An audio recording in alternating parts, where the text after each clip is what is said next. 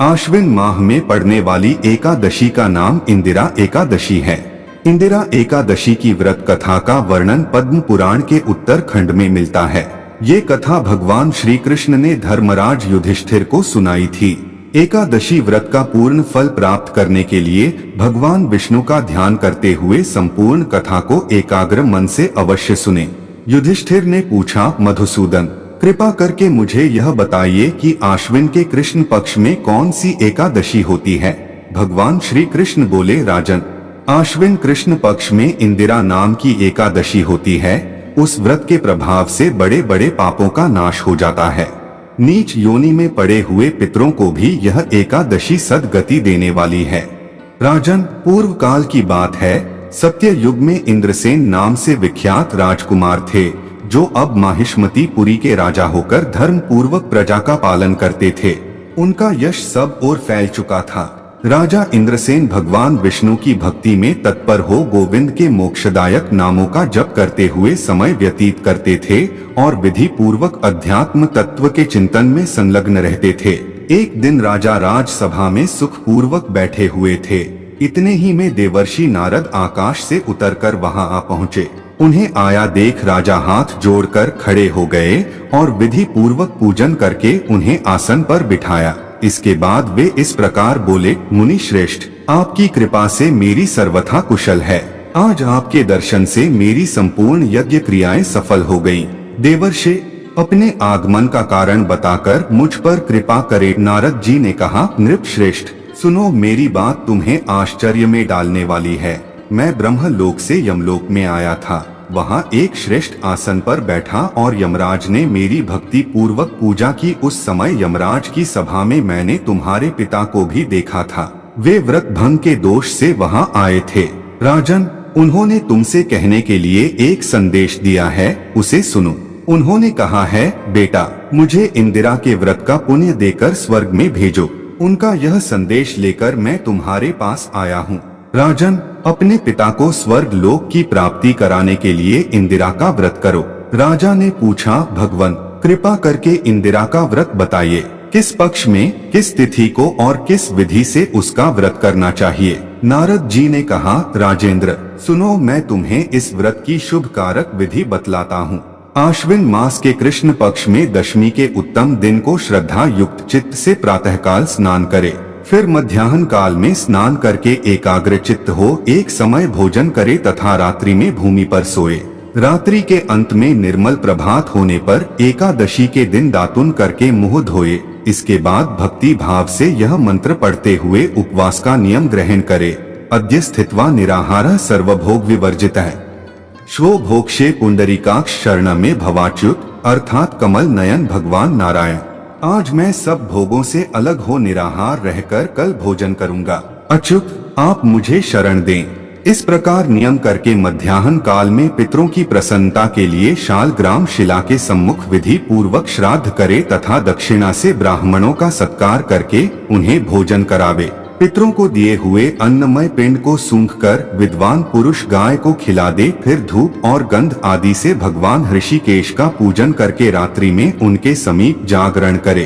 तत्पश्चात सबेरा होने पर द्वादशी के दिन पुनः भक्ति पूर्वक श्री हरि की पूजा करे। उसके बाद ब्राह्मणों को भोजन कराकर भाई, बंधु, नाती और पुत्र आदि के साथ स्वयं मौन होकर भोजन करे। राजन, इस विधि से आलस्य रहित होकर तुम इंदिरा का व्रत करो। इससे तुम्हारे पितर भगवान विष्णु के वैकुंठ धाम में चले जाएंगे। भगवान श्री कृष्ण कहते हैं, राजन, राजा इंद्रसेन से ऐसा कहकर देवर्षि नारद अंतर्धान हो गए। राजा ने उनकी बताई हुई विधि से अंतःपुर की रानियों, पुत्रों और भृत्यों सहित उस उत्तम व्रत का अनुष्ठान किया। कुंती नंदन, व्रत पूर्ण होने पर आकाश से फूलों की वर्षा होने लगी। इंद्रसेन के पिता गरुड़ पर आरूढ़ होकर श्री विष्णु धाम को चले गए और राजर्षि इंद्रसेन भी अकंटक राज्य का उपभोग करके अपने पुत्र को राज्य पर बिठाकर स्वयं स्वर्ग लोक को गए। इस प्रकार मैंने तुम्हारे सामने इंदिरा व्रत के महात्म्य का वर्णन किया है। इसको पढ़ने और सुनने से मनुष्य सब पापों से मुक्त हो जाता है। अब हम पद्म पुराण के भूमिखंड में वर्णित विष्णु लोक की प्राप्ति कराने वाली पितृभक्ति की कथा श्रवण करेंगे। सूत जी कहते हैं, पश्चिम समुद्र के तट पर द्वारका नाम से प्रसिद्ध एक नगरी है। वहाँ योग शास्त्र के ज्ञाता एक ब्राह्मण देवता सदा निवास करते थे। उनका नाम था शिव शर्मा। वे वेद शास्त्रों के अच्छे विद्वान थे। उनके 5 पुत्र हुए जिन्हें शास्त्रों का पूर्ण ज्ञान था। उनके नाम इस प्रकार हैं: यज्ञ शर्मा, वेद शर्मा, धर्म शर्मा, विष्णु शर्मा तथा सोम शर्मा। ये सभी पिता के भक्त थे। द्विज श्रेष्ठ शिव शर्मा ने उनकी भक्ति देखकर सोचा, पितृभक्त मनुष्यों के हृदय में जो भाव होना चाहिए वह मेरे इन पुत्रों के हृदय में है या नहीं, इस बात को बुद्धि पूर्वक परीक्षा करके जानने का प्रयत्न करूं। शिव शर्मा ब्रह्मवेत्ताओं में श्रेष्ठ थे। उन्हें उपाय का ज्ञान था। उन्होंने माया द्वारा अपने पुत्रों के सामने एक घटना उपस्थित की। पुत्रों ने देखा उनकी माता महान ज्वर रोग से पीड़ित होकर मृत्यु को प्राप्त हो गई। तब वे पिता के पास जाकर बोले, हमारी माता अपने शरीर का परित्याग करके चली गई। अब उसके विषय में आप हमें क्या आज्ञा देते हैं? द्विज श्रेष्ठ शिव शर्मा ने अपने भक्ति परायण ज्येष्ठ पुत्र यज्ञ शर्मा को संबोधित करके कहा, बेटा, इस तीखे हथियार से अपनी माता के सारे अंग को टुकड़े टुकड़े करके इधर उधर फेंक दो। पुत्र ने पिता की आज्ञा के अनुसार ही कार्य किया। पिता ने भी यह बात सुनी। इससे उन्हें उस पुत्र की भक्ति के विषय में पूर्ण निश्चय हो गया। अब उन्होंने दूसरे पुत्र की पितृ भक्ति जानने का विचार किया और वेद शर्मा के पास जाकर कहा, बेटा, मैं स्त्री के बिना नहीं रह सकता। तुम मेरी आज्ञा मान कर जाओ और समस्त सौभाग्य संपत्ति से युक्त जो स्त्री मैंने देखी है उसे मेरे लिए यहाँ बुला लाओ। पिता के ऐसा कहने पर वेद शर्मा बोले, मैं आपका प्रिय कार्य करूँगा। यो कहकर वे पिता को प्रणाम करके चले गए और उस स्त्री के पास पहुंचकर बोले, देवी, मेरे पिता तुम्हारे लिए प्रार्थना करते हैं। यद्यपि वे वृद्ध हैं तथापि तुम मेरे अनुरोध से उन पर कृपा करके उनके अनुकूल हो जाओ। वेद शर्मा की ऐसी बात सुनकर माया से प्रकट हुई उस स्त्री ने कहा, ब्राह्मण, तुम्हारे पिता बुढ़ापे से कष्ट पा रहे हैं, इसलिए मैं कदापि उन्हें पति बनाना नहीं चाहती। उन्हें खांसी का रोग है, उनके मुंह में कफ भरा रहता है।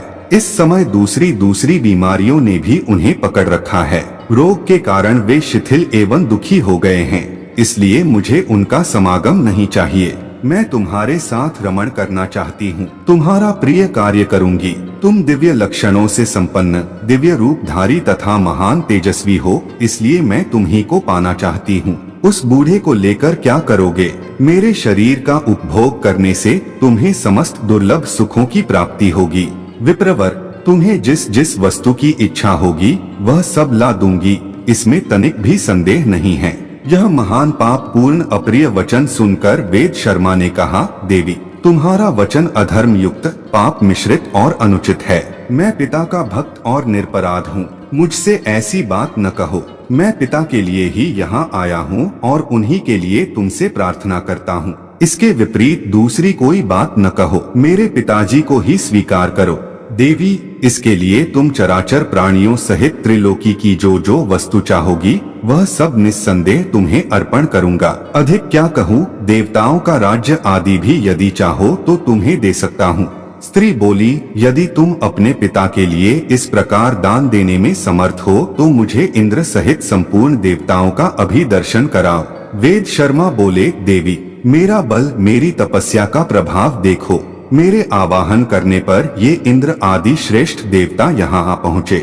देवताओं ने वेद शर्मा से कहा, द्विज श्रेष्ठ, हम तुम्हारा कौन सा कार्य करें? वेद शर्मा बोले, देवगण, यदि आप लोग मुझ पर प्रसन्न हैं तो मुझे अपने पिता के चरणों में पूर्ण भक्ति प्रदान करें। एवं स्तु कहकर संपूर्ण देवता जैसे आए थे वैसे लौट गए। तब उस स्त्री ने हर्ष में भरकर कहा, तुम्हारी तपस्या का बल देख लिया। देवताओं से मुझे कोई काम नहीं है। यदि तुम मुझे मुंह मांगी वस्तु देना चाहते हो और अपने पिता के लिए मुझे ले जाना चाहते हो तो अपना सिर अपने ही हाथ से काट कर मुझे अर्पण कर दो। वेद शर्मा ने कहा, देवी, आज मैं धन्य हो गया। मैं पिता के लिए अपना मस्तक भी दे दूंगा। ले लो, ले लो। यह कहकर द्विज श्रेष्ठ वेद शर्मा ने तीखी धार वाली तेज तलवार उठाई और हंसते हंसते अपना मस्तक काट कर उस स्त्री को दे दिया। खून में डूबे हुए उस मस्तक को लेकर वह शिव शर्मा के पास गई। स्त्री ने कहा, विप्रवर, तुम्हारे पुत्र वेद शर्मा ने मुझे तुम्हारी सेवा के लिए यहाँ भेजा है। यह उनका मस्तक है। इसे ग्रहण करो। इसको उन्होंने अपने हाथ से काट कर दिया है। उस मस्तक को देखकर वेद शर्मा के चारों भाई कांप उठे। उन पुण्यात्मा बंधुओं में इस प्रकार बात होने लगी, अहो, धर्म ही जिसका सर्वस्व था, वह हमारी माता सत्य समाधि के द्वारा मृत्यु को प्राप्त हो गई। हम लोगों में ये वेद शर्मा ही परम सौभाग्यशाली है, जिन्होंने पिता के लिए प्राण दे दिए। ये धन्य तो थे और अधिक धन्य हो गए। शिव शर्मा ने उस स्त्री की बात सुनकर जान लिया कि वेद शर्मा पूर्ण भक्त था। इसके बाद उन्होंने अपने तीसरे पुत्र धर्म शर्मा से कहा, बेटा, अपने भाई का मस्तक लो और जिस प्रकार यह जीवित हो सके वह उपाय करो। सूत जी कहते हैं, धर्म शर्मा भाई के मस्तक को लेकर तुरंत ही वहां से चल दिए। उन्होंने पिता की भक्ति, तपस्या, सत्य और सरलता के बल से धर्म को आकर्षित किया। उनकी तपस्या से खींचकर धर्मराज धर्म शर्मा के पास आए और इस प्रकार बोले, धर्म शर्मन, तुम्हारे आवाहन करने से मैं यहाँ उपस्थित हुआ हूँ। मुझे अपना कार्य बताओ, मैं उसे निस्संदेह पूर्ण करूँगा। धर्म शर्मा ने कहा, धर्मराज, यदि मैंने गुरु सेवा की हो, यदि मुझ में पिता के प्रति निष्ठा और अविचल तपस्या हो, तो इस सत्य के प्रभाव से मेरे भाई वेद शर्मा जी उठें। धर्म बोले, महामते, मैं तुम्हारी तपस्या, पितृभक्ति से संतुष्ट हूँ। तुम्हारे भाई जी जाएंगे, तुम्हारा कल्याण हो। धर्म वेदताओं के लिए जो दुर्लभ है, ऐसा कोई उत्तम वरदान मुझसे और मांग लो। धर्म शर्मा ने जब धर्म का यह उत्तम वचन सुना तो कहा, धर्मराज, यदि आप मुझ पर प्रसन्न है तो पिता के चरणों की पूजा में अविचल भक्ति, धर्म में अनुराग तथा अंत में मोक्ष का वरदान मुझे दीजिए। तब धर्म ने कहा, मेरी कृपा से यह सब कुछ तुम्हें प्राप्त होगा। उनके मुख से महावाक्य निकलते ही वेद शर्मा उठकर खड़े हो गए, मानो वे सोते से जाग उठे हों। उठते ही महाबुद्धिमान वेद शर्मा ने धर्म शर्मा से कहा, भाई, वे देवी कहाँ गई? पिताजी कहाँ हैं? धर्म शर्मा ने थोड़े में सब हाल कह सुनाया। सब हाल जानकर वेद शर्मा को बड़ी प्रसन्नता हुई। उन्होंने धर्म शर्मा से कहा, प्रिय बंधु, इस पृथ्वी पर तुम्हारे जैसा मेरा हितैषी कौन है? उसके बाद दोनों भाई प्रसन्न होकर अपने पिता शिव शर्मा के पास गए। उस समय धर्म शर्मा ने तेजस्वी पिता से कहा, महाभाग, आज मैंने आपके पुत्र वेद शर्मा को मस्तक और जीवन के साथ यहाँ ला दिया है, आप इन्हें स्वीकार कीजिए। उसके बाद शिव शर्मा ने विनीत भाव से सामने खड़े हुए चौथे पुत्र विष्णु शर्मा से कहा, बेटा, मेरा कहना करो, आज ही इंद्रलोक को जाओ और वहाँ से अमृत ले आओ। मैं अपनी इस प्रियतमा के साथ इस समय अमृत पीना चाहता हूँ, क्योंकि अमृत सब रोगों को दूर करने वाला है। महात्मा पिता का यह वचन सुनकर विष्णु शर्मा ने उनसे कहा, पिताजी, मैं आपके कथन अनुसार सब कार्य करूँगा। यह कहकर परम बुद्धिमान धर्मात्मा विष्णु शर्मा ने पिता को प्रणाम किया और उनकी प्रदक्षिणा करके अपने महान बल, तपस्या तथा नियम के प्रभाव से आकाश मार्ग द्वारा इंद्रलोक की यात्रा की। अंतरिक्ष मार्ग से जब वे आकाश के भीतर घुसे, तब देवराज इंद्र ने उन्हें देखा और उनका उद्देश्य जानकर उसमें विघ्न डालना आरंभ किया। उन्होंने मेनका से कहा, सुंदरी, मेरी आज्ञा से शीघ्रता पूर्वक जाओ और विप्रवर विष्णु शर्मा के कार्य में बाधा डालो। देवराज की आज्ञा पाकर मेनका बड़ी उतावली के साथ चली। उसका सुंदर रूप था और वह सब प्रकार के आभूषणों से विभूषित थी। नंदन वन के भीतर पहुंचकर वह झूले में जा बैठी और मधुर स्वर से गीत गाने लगी। उसका संगीत बीणा स्वर के समान था। विष्णु शर्मा ने उसे देखा और उसके मनोभाव को समझ लिया। उन्होंने सोचा, यह एक बहुत बड़े विघ्न के रूप में उपस्थित हुई है। इंद्र ने इसे भेजा है, यह मेरी भलाई नहीं कर सकती। यह विचार कर वे शीघ्रता पूर्वक आगे बढ़ गए। मेनका ने उन्हें जाते देखा और पूछा, महामते, कहाँ जाओगे? विष्णु शर्मा बोले, मैं पिता के कार्य से इंद्रलोक में जाऊंगा। वहाँ पहुँचने के लिए मुझे बड़ी जल्दी है। मेनका ने कहा, विप्रवर, मैं कामदेव के बाणों से घायल होकर इस समय तुम्हारी शरण में आई हूँ। यदि धर्म का पालन करना चाहते हो तो मेरी रक्षा करो। विष्णु शर्मा बोले, सुमुखी, मुझे देवराज का सारा चरित्र मालूम है। तुम्हारे मन में क्या है यह भी मुझसे छिपा नहीं है। तुम्हारे तेज और रूप से विश्वामित्र आदि दूसरे लोग ही मोहित होते हैं। मैं शिव शर्मा का पुत्र हूँ, मुझ पर तुम्हारा जादू नहीं चल सकता। मैं योग सिद्धि को प्राप्त हूँ। तपस्या से सिद्ध हो चुका हूँ। काम आदि बड़े बड़े दोषों को मैंने पहले ही जीत लिया है। तुम किसी दूसरे पुरुष का आश्रय लो, मैं इंद्रलोक को जा रहा हूँ। यूँ कहकर द्विज श्रेष्ठ विष्णु शर्मा शीघ्रता पूर्वक चले गए। मेनका का प्रयत्न निष्फल हुआ। देवराज के पूछने पर उसने सब कुछ बता दिया। तब इंद्र ने बारंबार विघ्न उपस्थित किया, किंतु महायशस्वी ब्राह्मण ने अपने तेज से उन सब विघ्नों का नाश कर दिया। उनके उपस्थित किए हुए भयंकर विघ्नों का विचार करके महातेजस्वी विष्णु शर्मा को बड़ा क्रोध हुआ। उन्होंने सोचा, मैं इंद्रलोक से इंद्र को गिरा दूंगा और देवताओं की रक्षा के लिए दूसरा इंद्र बनाऊंगा। वे इस प्रकार विचार कर ही रहे थे कि देवराज इंद्र वहां आ पहुँचे और बोले, महाप्राज्ञ विप्र, तपस्या, नियम, इंद्रिय संयम, सत्य और शौच के द्वारा तुम्हारी समानता करने वाला दूसरा कोई नहीं है। तुम्हारी इस पितृ भक्ति से मैं देवताओं सहित परास्त हो गया। साधु श्रेष्ठ, तुम मेरे सारे अपराध क्षमा करो और मुझसे कोई वर मांगो। तुम्हारा कल्याण हो। तुम्हारे मांगने पर मैं दुर्लभ से दुर्लभ वर भी दे दूंगा। यह सुनकर विष्णु शर्मा ने देवराज से कहा, आपको महात्मा ब्राह्मणों के तेज का विनाश करने की कभी चेष्टा नहीं करनी चाहिए, क्योंकि यदि श्रेष्ठ ब्राह्मण क्रोध में भर जाए तो समस्त पुत्र पौत्रों के साथ अपराधी व्यक्ति का संहार कर सकते हैं। इसमें तनिक भी संदेह नहीं है। यदि आप इस समय यहाँ न आए होते तो मैं अपनी तपस्या के प्रभाव से आपके इस उत्तम राज्य को छीनकर किसी दूसरे को दे डालने का विचार कर चुका था। मेरी आंखें क्रोध से लाल हो रही थीं, किंतु आपके आने से भाव बदल गया। देवेंद्र, आप आकर मुझे वर देना चाहते हैं तो अमृत दीजिए, साथ ही पिता के चरणों में अविचल भक्ति प्रदान कीजिए। इस प्रकार बातचीत होने पर इंद्र ने प्रसन्न चित्त से ब्राह्मण को अमृत से भरा घड़ा लाकर दिया तथा वरदान देते हुए कहा, विप्रवर, अपने पिता के प्रति तुम्हारे हृदय में सदा अविचल भक्ति बनी रहेगी। यूँ कहकर इंद्र ने ब्राह्मण को विदा किया।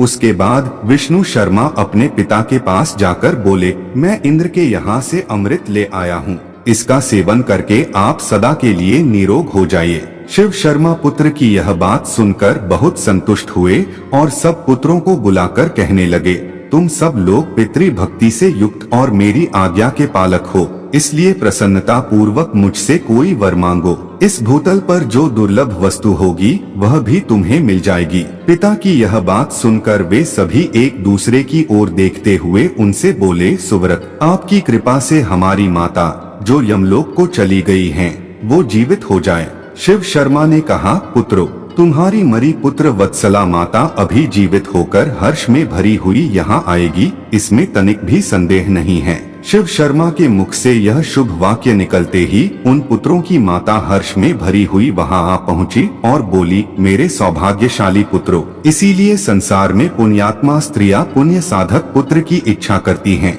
जिसका कुल के अनुरूप आचरण हो, जो अपने कुल का आधार तथा माता पिता को तारने वाला हो। ऐसे उत्तम पुत्र को कोई भी स्त्री पुण्य के बिना कैसे पा सकती है। जाने मैंने कैसे कैसे पुण्य किए थे, जिनके फल स्वरूप धर्मप्राण, धर्मात्मा, धर्म वत्सल तथा अत्यंत पुण्य भाव महात्मा मुझे पति रूप में प्राप्त हुए। मेरे सभी पुत्र पितृ भक्ति में रत हैं। इससे बढ़कर प्रसन्नता की बात और क्या होगी। संसार में पुण्य के ही बल से उत्तम पुत्र की प्राप्ति होती है। मुझे 5 पुत्र प्राप्त हुए हैं, जिनका हृदय विशाल है तथा जिनमें एक से एक बढ़कर है। मेरे सभी पुत्र यज्ञ करने वाले, पुण्यात्मा, तपस्वी, तेजस्वी और पराक्रमी है। इस प्रकार माता के कहने पर पुत्रों को बड़ा हर्ष हुआ और वे अपनी माता को प्रणाम करके बोले, अच्छे माता पिता की प्राप्ति बड़े पुण्य से होती है। तुम सदा पुण्य कर्म करती रहती हो। हमारे बड़े भाग्य थे जो तुम हमें माता के रूप में प्राप्त हुई, जिनके गर्भ में आकर हम लोग उत्तम पुण्यों से वृद्धि को प्राप्त हुए हैं। हमारी यही अभिलाषा है कि प्रत्येक जन्म में तुम ही हमारी माता और ये ही हमारे पिता हो।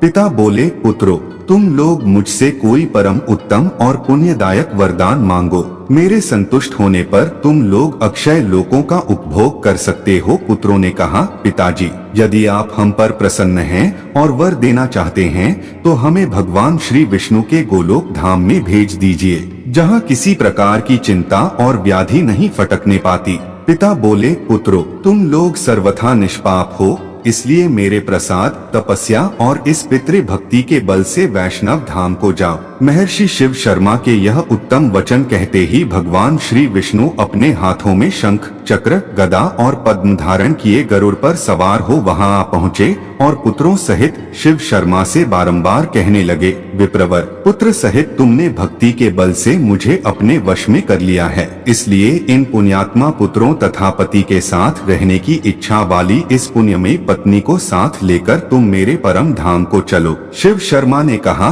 भगवान, ये मेरे चारों पुत्र ही इस समय परम उत्तम वैष्णव धाम में चले। मैं पत्नी के साथ अभी भूलोक में ही कुछ काल व्यतीत करना चाहता हूँ। मेरे साथ मेरा सबसे छोटा पुत्र सोम शर्मा भी रहेगा। सत्यभाषी महर्षि शिव शर्मा के यूं कहने पर देवेश्वर भगवान श्री विष्णु ने उनके 4 पुत्रों से कहा, तुम लोग दाह और प्रलय से रहित मोक्षदायक गोलोक धाम को चलो। भगवान के इतना कहते ही उन चारों सत्य तेजस्वी ब्राह्मणों का तत्काल विष्णु के समान रूप हो गया। उनके शरीर का श्याम वर्ण इंद्र नीलमणि के समान शोभा पाने लगा। उनके हाथों में शंख, चक्र, गदा और पद्म सुशोभित होने लगे। वे विष्णु रूपधारी महान तेजस्वी द्विज पितृ भक्ति के प्रभाव से विष्णु धाम को प्राप्त हो गए। सूत जी कहते हैं, भगवान श्री विष्णु का गोलोक धाम तम से परे परम प्रकाश रूप है। पूर्वोक्त चारों ब्राह्मण जब उस लोक में चले गए तब महाप्राज्य शिव शर्मा ने अपने छोटे पुत्र से कहा, महामते सोम शर्मन, तुम पिता की भक्ति में रत हो। मैं इस समय तुम्हें यह अमृत का घड़ा दे रहा हूँ, तुम सदा इसकी रक्षा करना। मैं पत्नी के साथ तीर्थ यात्रा करने जाऊंगा। यह सुनकर सोम शर्मा ने कहा, महाभाग, ऐसा ही होगा। बुद्धिमान शिव शर्मा सोम शर्मा के हाथ में वह घड़ा देकर वहां से चल दिए और 10 वर्षों तक निरंतर तपस्या में लगे रहे। धर्मात्मा सोम शर्मा दिन रात आलस्य छोड़कर उस अमृत कुंभ की रक्षा करते रहे। 10 वर्षों के पश्चात महायशस्वी शिव शर्मा पुनः लौटकर वहां आए। वे माया का प्रयोग करके भार्या सहित कोढ़ी बन गए। जैसे वे स्वयं कुष्ठ रोग से पीड़ित थे, उसी प्रकार उनकी स्त्री भी थी। दोनों ही मांस के पिंड की भांति त्याग देने योग्य दिखाई देते थे। वे धीर चित्त ब्राह्मण महात्मा सोम शर्मा के समीप आए। वहां पधारे हुए माता पिता को सर्वथा दुख से पीड़ित देख महायशस्वी सोम शर्मा को बड़ी दया आई। भक्ति से उनका मस्तक झुक गया। वे उन दोनों के चरणों में पड़ गए और बोले, पिताजी, मैं दूसरे किसी को ऐसा नहीं देखता जो तपस्या, गुण समुदाय और उत्तम पुण्य से युक्त होकर आपकी समानता कर सके। फिर भी आपको यह क्या हो गया? विप्रवर, संपूर्ण देवता सदा दास की भांति आपकी आज्ञा के पालन में लगे रहते हैं। वे आपके तेज से खींचकर यहाँ आ जाते हैं। आप इतने शक्तिशाली हैं तो भी किस पाप के कारण आपके शरीर में यह पीड़ा देने वाला रोग हो गया? ब्राह्मण श्रेष्ठ, इसका कारण बताइए। यह मेरी माता भी पुण्यवती है, इनका पुण्य महान है। यह पतिव्रत धर्म का पालन करने वाली है। यह अपने स्वामी की कृपा से समूची त्रिलोकी को भी धारण करने में समर्थ है। जो राग द्वेष का परित्याग करके भांति भांति के कर्मों द्वारा अपने पति देव का पूजन करती हैं। देवताओं की ही भांति गुरुजनों के प्रति भी जिनके हृदय में आदर का भाव है, वह मेरी माता क्यों इस कष्टकारी कुष्ठ रोग का दुख भोग रही है? शिव शर्मा बोले, महाभाग, तुम शोक न करो। सबको अपने कर्मों का ही फल भोगना पड़ता है, क्योंकि मनुष्य प्रायः पूर्वकृत पाप और पुण्यमय कर्मों से युक्त होता ही है। अब तुम हम दोनों रोगियों के घावों को धोकर साफ करो। पिता का यह शुभ वाक्य सुनकर सोम शर्मा ने कहा, आप दोनों पुण्यात्मा हैं, मैं आपकी सेवा अवश्य करूंगा। माता पिता की सेवा के सिवा मेरा और कर्तव्य ही क्या है? सोम शर्मा उन दोनों के दुख से दुखी थे। वे माता पिता के मल मूत्र तथा कफ आदि धोते, अपने हाथ से उनके चरण पखारते और दबाया करते थे। उनके रहने और नहाने आदि का प्रबंध भी वे पूर्ण भक्ति के साथ स्वयं ही करते थे। विप्रवर सोम शर्मा बड़े यशस्वी, धर्मात्मा और सत्पुरुषों में श्रेष्ठ थे। वे अपने दोनों गुरुजनों को कंधे पर बिठाकर तीर्थों में ले जाया करते थे। वे वेद के ज्ञाता थे, इसलिए मांगलिक मंत्रों का उच्चारण करके दोनों को अपने हाथ से विधि पूर्वक नहलाते और स्वयं भी स्नान करते थे। फिर पितरों का तर्पण और देवताओं का पूजन भी वे उन दोनों से प्रतिदिन कराया करते थे। स्वयं अग्नि में होम करते और अपने दोनों महागुरु माता पिता को प्रसन्न करते हुए अपने सब कार्य उन्हें बताया करते थे। सोम शर्मा उन दोनों को प्रतिदिन शैया पर सुलाते और उन्हें वस्त्र तथा पुष्प आदि सब सामग्री निवेदन करते थे। परम सुगंधित पान लगाकर माता पिता को अर्पण करते तथा नित्य प्रति उनकी इच्छा के अनुसार फल, मूल, दूध आदि उत्तम भोज्य पदार्थ खाने को देते थे। इस क्रम से वे सदा ही माता पिता को प्रसन्न रखने की चेष्टा करते थे। पिता सोम शर्मा को बुलाकर उन्हें नाना प्रकार के कठोर एवं दुखदायी वचनों से पीड़ित करते और आतुर होकर उन्हें डंडों से पीटते भी थे। यह सब करने पर भी धर्मात्मा सोम शर्मा कभी पिता के ऊपर क्रोध नहीं करते थे। सदा संतुष्ट रहकर मन, वाणी और क्रिया तीनों के द्वारा पिता की पूजा करते थे। ये सब बातें जानकर शिव शर्मा अपने चरित्र पर विचार करने लगे। उन्होंने सोचा, सोम शर्मा का मेरी सेवा में अधिक अनुराग दिखाई देता है, इसलिए समय पर मैंने इसके तप की परीक्षा की है, किंतु मेरा पुत्र भक्ति भाव तथा सत्यपूर्ण बर्ताव से भ्रष्ट नहीं हो रहा है। निंदा करने और मारने पर भी सदा मीठे वचन बोलता है। इस प्रकार मेरा बुद्धिमान पुत्र दुष्कर सदाचार का पालन कर रहा है, इसलिए अब मैं भगवान श्री विष्णु के प्रसाद से इसके दुख दूर करूंगा। इस प्रकार बहुत देर तक सोच विचार करने के पश्चात परम बुद्धिमान शिव शर्मा ने पुनः माया का प्रयोग किया। अमृत के घड़े से अमृत का अपहरण कर लिया। उसके बाद सोम शर्मा को बुलाकर कहा, बेटा, मैंने तुम्हारे हाथ में रोग नाशक अमृत सौंपा था, उसे शीघ्र लाकर मुझे अर्पण करो, जिससे मैं इस समय उसका पान करूं। पिता के यूं कहने पर सोम शर्मा तुरंत उठकर चल दिए। अमृत के घड़े के पास जाकर उन्होंने देखा कि वह खाली पड़ा है, उसमें अमृत की एक बूंद भी नहीं है। यह देखकर परम सौभाग्यशाली सोम शर्मा ने मन ही मन कहा, यदि मुझ में सत्य और गुरु शुश्रूषा है, यदि मैंने पूर्व काल में निश्चल हृदय से तपस्या की है, इंद्रिय संयम, सत्य और शौच आदि धर्मों का ही सदा पालन किया है, तो यह घड़ा निश्चय ही अमृत से भर जाए। महाभाग सोम शर्मा ने इस प्रकार विचार करके ज्यों ही उस घड़े की ओर देखा, त्यों ही वह अमृत से भर गया। घड़े को भरा देख उसे हाथ में ले महायशस्वी सोम शर्मा तुरंत ही पिता के पास गए और उन्हें प्रणाम करके बोले, पिताजी, लीजिए, यह अमृत से भरा घड़ा आ गया। महाभाग, अब इसे पीकर शीघ्र ही रोग से मुक्त हो जाइए। पुत्र का यह परम पुण्यमय तथा सत्य और धर्म के उद्देश्य से युक्त मधुर वचन सुनकर शिव शर्मा को बड़ा हर्ष हुआ। वे बोले, पुत्र, आज मैं तुम्हारी तपस्या, इंद्रिय संयम, शौच, गुरु शुश्रूषा तथा भक्ति भाव से विशेष संतुष्ट हूँ। लो, अब मैं इस विकृत रूप का त्याग करता हूँ। यूं कहकर ब्राह्मण शिव शर्मा ने पुत्र को अपने पहले रूप में दर्शन दिया। सोम शर्मा ने माता पिता को पहले जिस रूप में देखा था, उसी रूप में उस समय भी देखा। वे दोनों महात्मा सूर्य मंडल की भांति तेज से दीप रहे थे। सोम शर्मा ने बड़ी भक्ति के साथ उन महात्माओं के चरणों में मस्तक झुकाया। उसके बाद वे दोनों पति पत्नी पुत्र से बातचीत करके अत्यंत प्रसन्न हुए। फिर धर्मात्मा ब्राह्मण भगवान श्री विष्णु की कृपा से अपनी पत्नी को साथ ले विष्णु धाम को चले गए। अपने पुण्य और योगाभ्यास के प्रभाव से उन महर्षि ने दुर्लभ पद प्राप्त कर लिया। बोलिए श्री हरि नारायण भगवान विष्णु की जय। अगर आपको कथा पसंद आई हो तो वीडियो को लाइक अवश्य करें और इसी प्रकार की सनातन धार्मिक ग्रंथों की अन्य पौराणिक कथाएं सुनने के लिए हमारे चैनल को सब्सक्राइब करें।